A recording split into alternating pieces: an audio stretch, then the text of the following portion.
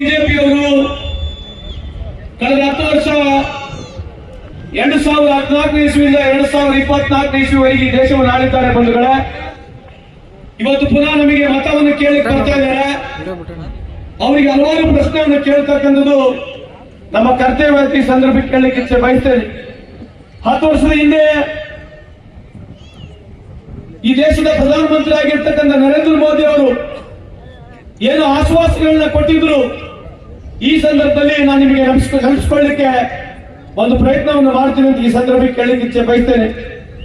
ಮೊದಲನೇ ಆಶ್ವಾಸನೆ ಕೊಟ್ಟಿರ್ತಕ್ಕಂಥದ್ದು, ನನಗೆ ಕೇವಲ 100 ದಿನ ಕಾಲಾವಕಾಶ ಕೊಡಿ, ಹೊರ ದೇಶದಲ್ಲಿರ್ತಕ್ಕಂಥ ಕಬ್ಬಣನ ಸೆರೆ ಹಿಡಿದು ಭಾರತ ದೇಶದ ಪ್ರತಿಯೊಬ್ಬರ ಬಡವರ ಅಕೌಂಟ್ಗೆ 15 ಲಕ್ಷ ರೂಪಾಯಿ ಕೊಡ್ತೀವಿ ಅಂತ ಹೇಳಿರ್ತಕ್ಕಂಥದ್ದು ನಾವೆಲ್ಲ ಪ್ರಧಾನಮಂತ್ರಿ ಆಗಿರ್ತಕ್ಕಂಥ ನರೇಂದ್ರ ಮೋದಿ ಅವರು ಈ ಸಂದರ್ಭಕ್ಕೆ ಕೇಳಲಿಕ್ಕೆ ಇಚ್ಛೆ ಬಯಸ್ತೇನೆ. ಸರಿದೆಯೋ ತಪ್ಪಿದೆಯೋ ಕೇಳ್ತಕ್ಕಂಥ ಪ್ರಶ್ನೆ, ಸರಿದೆಯೋ ತಪ್ಪಿದೆಯೋ? ಬಿಜೆಪಿ ಅವರಿಗೆ ನಾವು ಪ್ರಶ್ನೆ ಕೇಳಬೇಕಾ ಬೇಡ? ಬಿಜೆಪಿ ಅವರಿಗೆ ನಾವು ಪ್ರಶ್ನೆ ಕೇಳಬೇಕಾ ಬೇಡ? ಅದಕ್ಕೆ ಬಿಜೆಪಿ ಅವರು ಬಂದ್ರೆ ನಮ್ಮ ತಾಯಂದ್ರು ಇಲ್ಲಿರ್ತಕ್ಕಂಥ ಪ್ರತಿಯೊಬ್ಬರು ದಯವಿಟ್ಟು ಪಾಸ್ಬುಕ್ ಅನ್ನು ತೋರಿಸಿ ದಯಮಾಡಿ 15 ಲಕ್ಷ ರೂಪಾಯಿ ಕೊಟ್ಟು ತಾವು ಮತವನ್ನು ಕೇಳಬೇಕು. ಸಾರಾಸಗಟವಾಗಿ ಎದೆ ತಟ್ಟಿಕೊಂಡು ಸುಳ್ಳು ಹೇಳಿ ಇವತ್ತು ಅದ್ರ ಬಗ್ಗೆ ಸಕಾರ ಅಂತ ಮಾತನಾಡ್ತಾ ಇಲ್ಲ. ಅದು ಬಿಟ್ಟಾಕಿ ಹೋಗ್ಲಿ, ನನಗೆ ಕಾಲಾವಕಾಶ ಕೊಡಿ, ಬಿಜೆಪಿ ಅಧಿಕಾರಕ್ಕೆ ತನ್ನಿ, ಈ ದೇಶದ ರೈತರ ಸಾಲ ಮನ್ನಾ ಮಾಡ್ತೀವಿ ಅಂತ ಹೇಳಿದ್ರು. ಯಾರು ಹೇಳಿದ್ರು? ಮೋದಿ ಸಾಹೇಬ್ರೆ 10 ವರ್ಷದ ಭಾಷಣದಲ್ಲಿ ಇವತ್ತುವರೆಗೆ ನೀವು 1 ರೂಪಾಯಿ ಕೂಡ ರೈತರ ಸಾಲ ಮನ್ನಾ ಮಾಡಿಲ್ಲ. ಸರಿಯೋ ತಪ್ಪು? ಕೇಳಬೇಕಿಲ್ಲ. ಈ ಭಾರತ ದೇಶದ 10 ವರ್ಷದ ಅವಧಿಯಲ್ಲಿ 14,50,000 ಕೋಟಿ ಸಾಲ ಮನ್ನಾ ಆಗಿದೆ. ಎಷ್ಟು? ಬಿಡುವ ಬಾಯಿ, ನೀವು ಯಾಕೆ ನೀವು ಗಟ್ಟಿಯಾಗಿ ಹೇಳಿದ್ರೆ ನಮಗೆ ಸ್ವಲ್ಪ ಶಕ್ತಿ ಬರುತ್ತೆ. ಎಷ್ಟು? 14,50,000 ಕೋಟಿ ಉದ್ಯಮಿದಾರರ ಸಾಲ ಮನ್ನಾ ಆಗಿದೆ. 14,50,000 ಕೋಟಿ ಉದ್ಯಮಿದಾರರ ಸಾಲ ಮನ್ನಾ ಆಗಿದೆ. ಯಾವ ಬಡವರು 1 ರೂಪಾಯಿ ಸಾಲ ಮನ್ನಾ ಆಗಿಲ್ಲ. ಈ ಪ್ರಶ್ನೆ ಕೇಳಬೇಕ ಬೇಡ? ನಾವು ಬಿಜೆಪಿ ಕೇಳಬೇಕ ಬೇಡ ಬಿಜೆಪಿ ಅವರಿಗೆ? ಅದಕ್ಕೆ ದಯಮಾಡಿ ಅತ್ಯಂತ ಗೌರವಪೂರ್ವಕವಾಗಿ ಎಲ್ಲಾ ಬಿಜೆಪಿ ಮುಖಂಡರಲ್ಲಿ ಮನವಿ ಮಾಡ್ಕೋಬೇಕು. ಯಪ್ಪ ಪುಣ್ಯಾತ್ಮರೇ, 10 ವರ್ಷದಲ್ಲಿ ಸುಳ್ಳು ಹೇಳಿರ್ತಕ್ಕಂಥದ್ದು ಒಂದನ ನಿಜ ಹೇಳಿ ಇರ್ತಕ್ಕಂಥ ಸಮಯ ಈಗ ಬಂದಿದೆ. ಅದಕ್ಕೆ ಪ್ರಶ್ನೆ ಕೇಳ್ತಕ್ಕಂಥದ್ದು ನಮ್ಮೆಲ್ಲರಿಗೂ ಹಕ್ಕಿದೆ. ಆ ಪ್ರಶ್ನೆಯನ್ನು ಗೌರವಪೂರ್ವಕವಾಗಿ ತಾವು ಕೇಳ್ಬೇಕಂತ ನಮ್ಮಲ್ಲಿ ಕಳಕಳಿ ಮನವಿಯನ್ನು ಮಾಡ್ಕೊಳ್ತೇನೆ ಬಂಧುಗಳು.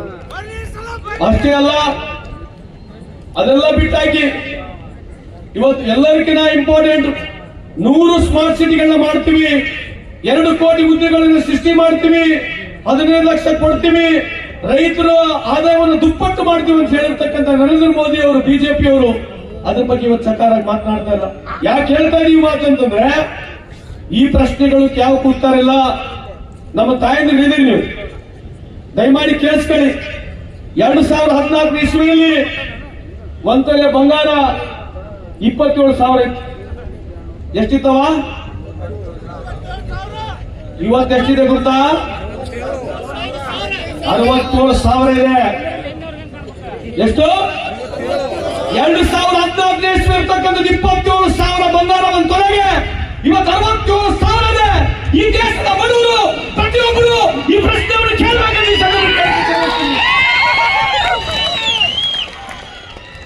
ಇದ್ರ ಬಗ್ಗೆ ಉತ್ತರ ಕೊಡಿ ಜೋಶಿ ಸಾಹೇಬ್ರೆ. ಕೇವಲ ಹಿಂದೂ ಮುಸ್ಲಿಂ, ಪಾಕಿಸ್ತಾನ್, ತಾಲಿಬಾನ್ ಅಂತ ಹೇಳಿ ಜನರಿಗೆ ಹಿಂದೂ ಮುಸ್ಲಿಮನ ಬಿರುಕನ್ನು ಮಾಡಿ ಮತವನ್ನು ಕೇಳಿ ಈ ಜನರಿಗೆ ಮೋಸ ಮಾಡತಕ್ಕಂಥದ್ದು ತಾವು ನಿಂದಿಸಬೇಕು.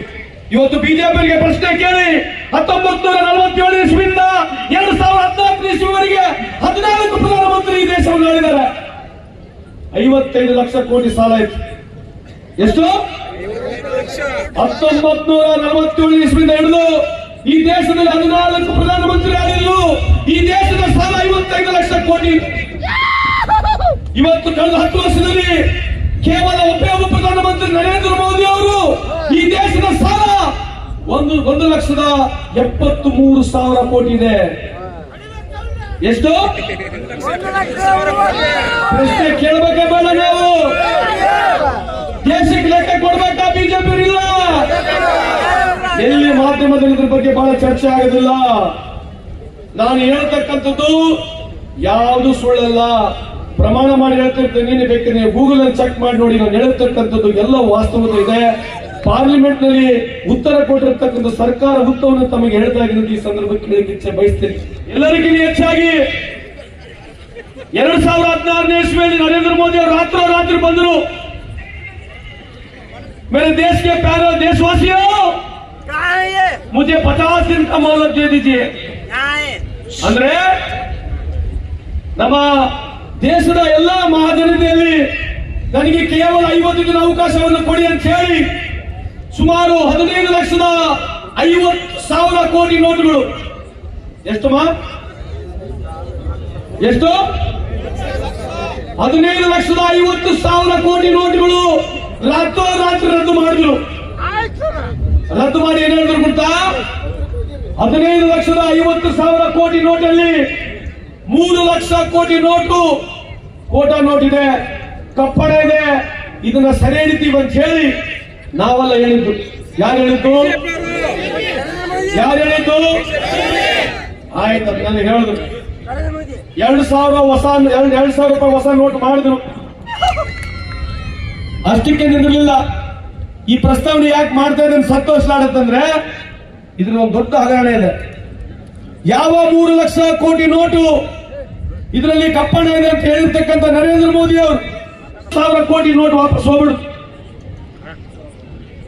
ಸಂಪೂರ್ಣ ದುಡ್ಡು ವ್ಯವಸ್ಥೆ ಬ್ಯಾಂಕ್ ವ್ಯವಸ್ಥೆಗೆ ವಾಪಸ್ ಹೋಯ್ತು ಅಂದ್ರೆ ಅರ್ಥ ಏನಂತಂದ್ರೆ ಯಾವ 3 ಲಕ್ಷ ಕೋಟಿ ನೋಟು ಕೋಟಾ ನೋಟ್ ಇದೆ ಇದರಲ್ಲಿ ವಿಶೇಷವಾಗಿ ಕಪ್ಪಣ ಇದೆ ಅಂತ ಹೇಳಿರ್ತಕ್ಕಂಥ ನರೇಂದ್ರ ಮೋದಿ ಅವರ ಸರ್ಕಾರ ಅದನ್ನೆಲ್ಲ ವೈಟ್ ಮಾಡಿಬಿಡ್ತು ಯಾರಿಗೆ ವೈಟ್ ಮಾಡ್ತು ಎಷ್ಟು 3 ಲಕ್ಷ ಕೋಟಿ ನೋಟು ಈ ದೇಶದ ಯಾವುದು ಬಡವರಿಗೆ ವೈಟ್ ಆಗಲಿಲ್ಲ ಆಗಿರ್ತಕ್ಕಂಥದ್ದೆಲ್ಲ ಸೌಕಾರಕ್ಕೆ ತಮ್ಮ ಗಮನಕ್ಕೆ ಈ ಸಂದರ್ಭಕ್ಕೆ ಕೇಳಕ್ಕೆ ಇಚ್ಛೆ ಬಯಸ್ತೇನೆ 3 ಲಕ್ಷ ಕೋಟಿ ನೋಟು ಅದ್ರ ಅಂದಾಜು ಮಾಡಬಹುದು ತಾವು ಇದ್ರ ಬಗ್ಗೆ ನರೇಂದ್ರ ಮೋದಿ ಅವರೆಲ್ಲ ಚರ್ಚೆ ಮಾಡ್ತಾರಾ ಪ್ರಹ್ಲಾದ್ ಜೋಶಿ ಅವರು ಸಾಹೇಬರು ಚರ್ಚೆ ಮಾಡ್ತಾರಾ ಎಲ್ಲರಿಗಿಂತ ಹೆಚ್ಚಾಗಿ ಹೋಯ್ತು ದುಡ್ಡು ಸಂಪೂರ್ಣ ಬ್ಯಾಂಕಿಗೆ ಹೋಯ್ತು ಉದ್ಯಮೆದಾರರಿಗೆ 16% ಇರ್ತಕ್ಕಂಥ ಲೋನ್ ಅನ್ನ 12% ಕೊಟ್ಟರು ಈ ದೇಶದ ಯಾವುದು ಬಡವ ರೈತರಿಗೆ 1 ರೂಪಾಯಿ ಕೂಡ ಬಡ್ಡಿ ಕಮ್ಮಿ ಮಾಡಿಲ್ಲ ಆ ಪ್ರಶ್ನೆಯನ್ನು ತಾವು ಕೇಳಬೇಕಂತ ಈ ಸಂದರ್ಭಕ್ಕೆ ಕೇಳಲಿಕ್ಕೆ ಬಯಸ್ತೇನೆ 1 ರೂಪಾಯಿ ಕೂಡ ಯಾವ ರೈತರಿಗೆ ಕಮ್ಮಿ ಮಾಡಲಿಲ್ಲ ಕೇಂದ್ರ ಸರ್ಕಾರ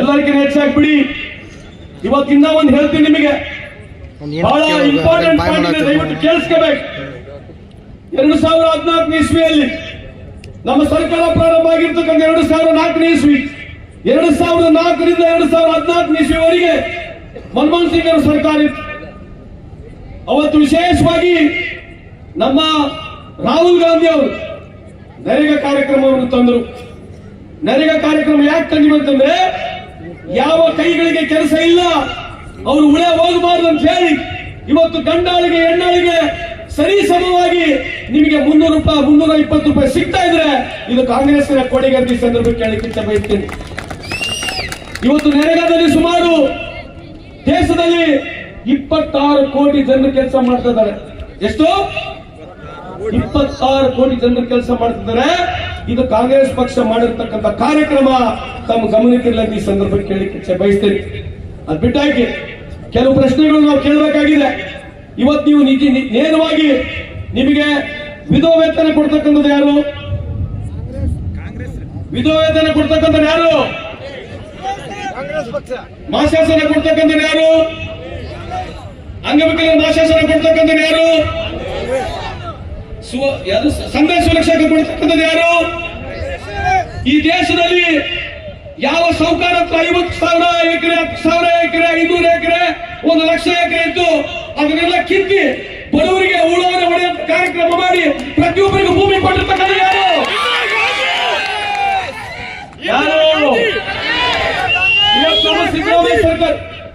ಸಿದ್ದರಾಮಯ್ಯ ಸರ್ಕಾರ ಕರೆಂಟ್ ಫ್ರೀ ಮಾಡಿರ್ತಕ್ಕಂಥ ಯಾರು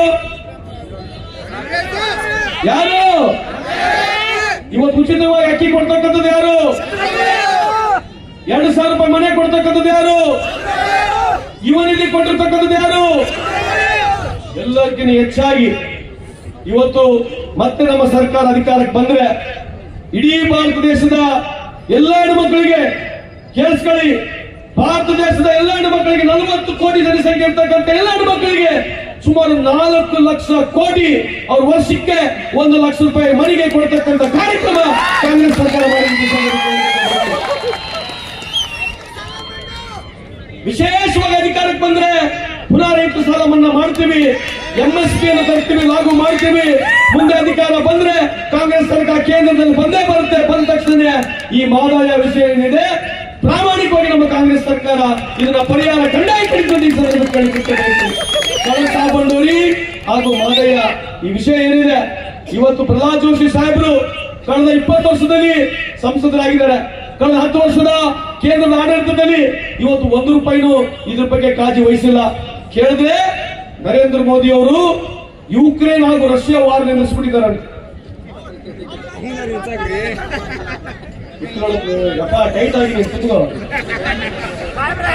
ನರೇಂದ್ರ ಮೋದಿ ಅವರು ರಷ್ಯಾದಲ್ಲಿರ್ತಕ್ಕಂಥ ಯುಕ್ರೇನ್ ವಾರ್ ನಿಲ್ಲಿಸ್ಬಿಟ್ಟಿದ್ದಾರೆ. ದಯಮಾಡಿ ಕೈ ಮುಗಿದು ಕೇಳ್ತೀವಿ, ನಮ್ಮ ಧಾರವಾಡ ಜಿಲ್ಲೆಯ ರೈತರು ಹೋರಾಟ ಮಾಡತಕ್ಕಂತ ಕಳಸಾ ಬಂಡೂರಿ ಹಾಗೂ ಮಹದಾಯನ್ನ ದಯವಿಟ್ಟು 10 ವರ್ಷದಲ್ಲಿ ಮಾಡಕ್ ಆಗ್ಲಿಲ್ಲ. ಯಾಕಿಂತ ಸುಳ್ಳನ್ನ ಮಾತನಾಡ್ತಿದ್ರಿ ದೇಶದಲ್ಲಿ ಅಂತ ಈ ಸಂದರ್ಭಕ್ಕೆ ಕೇಳಕ್ಕೆ ಬಯಸ್ತೀನಿ. ಸುಳ್ಳನ್ನು ಹೇಳ್ತಾರೆ ನೋಡಿ. ಅದಕ್ಕೆ ಇವತ್ತು ನೀವು ಹೇಳ್ತಾ ಇದ್ದೀನಿ, ಇದೇನು ವಿಧವಾ ವೇತನ ಇದೆ, ಇದು ಪ್ರಾರಂಭ ಮಾಡಿರ್ತಕ್ಕಂಥ ಇಂದಿರಾ ಗಾಂಧಿ ಅವರು. ಇವತ್ತು ವಿಧವಾ ವೇತನ ಮಹಾಶಾಸನ ಇವತ್ತೇನು ಅಂಗವಿಕಲರ ಇವೆಲ್ಲ ಏನು ಮಹಾಶಾಸನ ಕೊಡ್ತಾ ಇದೀವಿ, ಅದ್ರ ಜೊತೆಗೆ ಈ ಕಾರ್ಯಕ್ರಮವನ್ನು ಸೇರಿಸಿದ್ರೆ ಎಲ್ಲ ಬಡವರು ಮನೆಗೆ ಸುಮಾರು 8 ರಿಂದ 10 ಸಾವಿರ ರೂಪಾಯಿ ಮನೆಗೆ ಹೋಗ್ತಾ ಇದೆ. ಎಲ್ಲರ ಮನೆಗೆ ನೇರವಾಗಿ 8 ರಿಂದ 10 ಸಾವಿರ ರೂಪಾಯಿ ದುಡ್ಡು ಹೋಗ್ತಕ್ಕಂಥ ಕೆಲಸ ಯಾವುದೇ ಸರ್ಕಾರ ಮಾಡಿದ್ರೆ ಅದು ಕೇವಲ ಕಾಂಗ್ರೆಸ್ ಸರ್ಕಾರ. ಇದ್ರೇನು ತಪ್ಪಿದೆಯಾ? ಇದ್ರ ತಪ್ಪಿದೆಯಾ? ನಾವು ನಿಮ್ಮ ಮನೆಗೆ ದುಡ್ಡು ಮುಟ್ಟಿಸ್ತಾ ಇದೀವಿ.